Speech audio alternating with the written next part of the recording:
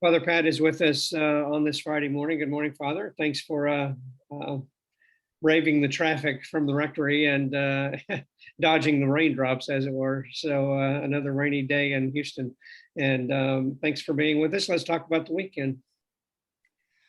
Well, this weekend, the big thing on Sunday, we will have our first black bag collection in a long time. Black bag, of course, is the collection for St. Vincent de Paul, and of course we've continued for the last year to collect virtually, and we're very thankful for all of everybody's gracious support. It's been well needed, right? St. Vincent de Paul has been strongly needed by a number of people in our community throughout this year. And this weekend, we will actually pass the black bag in the church, collecting for St. Vincent de Paul. And there'll be some information available about St. Vincent de Paul, about that ministry, how to get involved, what that ministry does, how it reaches out to support everyone. Especially right now in this time, there are a lot of people that are hurting coming out of this pandemic. There still is a lot of economic issues, even though things are recovering, jobs are recovering, all of that. There's still a lot of people that are being left behind.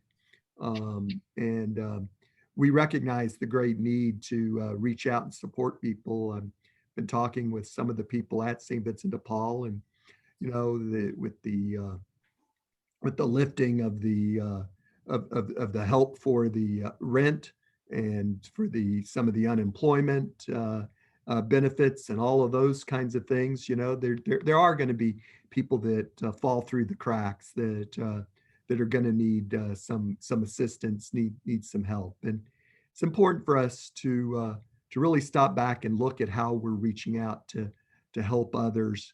Oh, that's part of our Christian ideals, right? That's what Jesus Christ was all about. So I'm really excited about this Faith and Poverty series that we started last night. We had over 40 people that gathered last night to start talking about what our faith has to tell us about reaching out to help others, reaching out to help those in need and those in poverty. And last night's session, I was able to come at the tail end of the session, and but I did watch the kind of the featured video. And last night started off with, I think, what was a very good conversation for all of us to have, and that is how we dialogue civilly.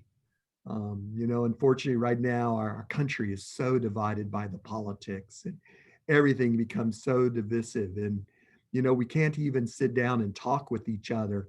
And watched a very good video put on by the U.S. Conference of Catholic Bishops, talking about how important it is for us to talk civilly, to reach out to the other, recognizing the other where they're at and where they are, and not prejudging, but coming in and being able to listen to both sides. I may not necessarily agree with all the points, but be able to hear it and find some common ground there, which we can continue to dialogue on.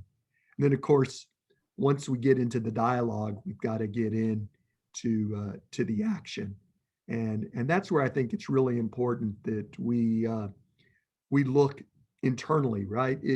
We can't change the world, as I like to say, or it's very hard for us to change the world, but we can change our world. We can change our community, and we really need to, as a parish, talk about how we can reach out as a parish to help those who are in need, to reach out to others in our community, to dialogue with them, to make some difference here in our community, in our society, in our world, in our local world right here.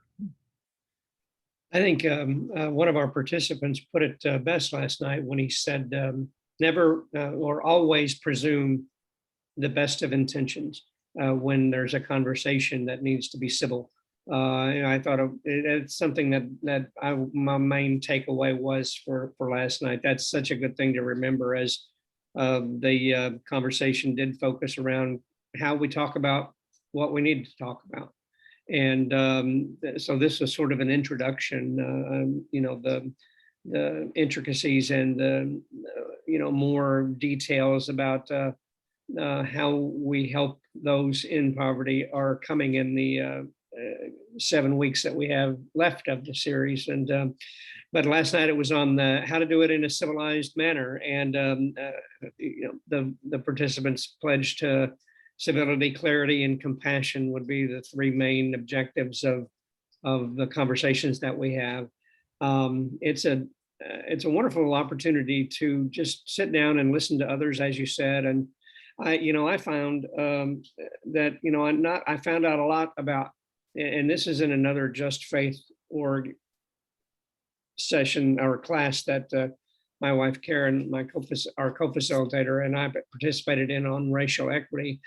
I found a lot about other people that I didn't know, but even more so, I learned a lot about myself that I didn't know.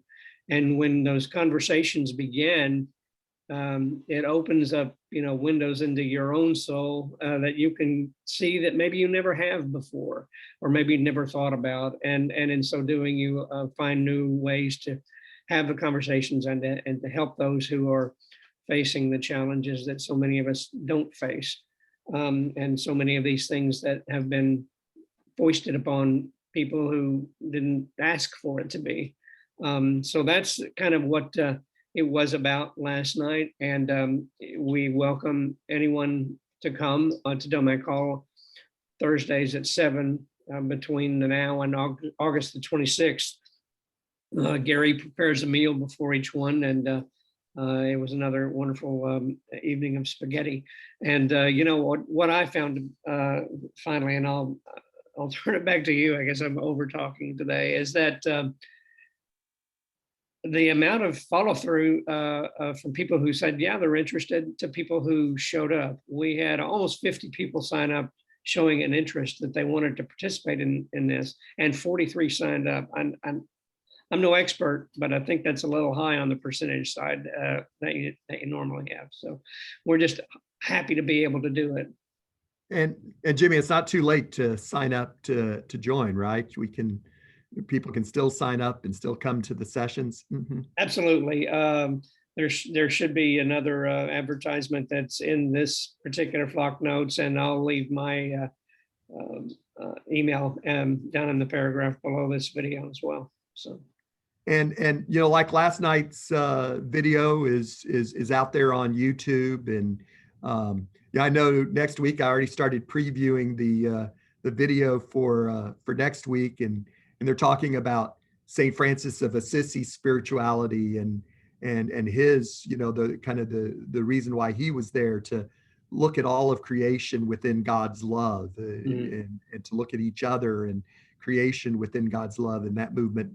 A very powerful video. So, I'm sure as we go through here with this series, we'll continue to reference these videos, make them available on Flock Notes. So even if you can't join us on Thursday night, you can participate along on the sidelines and watch the videos. You can sign up. The material, the parish has purchased the program overall, and so you can participate just even if you can't join us on Thursday night.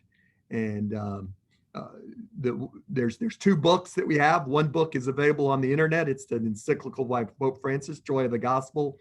The other one is a little book that you can purchase and read along with us, even if you can't participate on Thursday night. So I encourage everyone to just look into it, into how we respond to our world around us, to the needs around us, to where we are.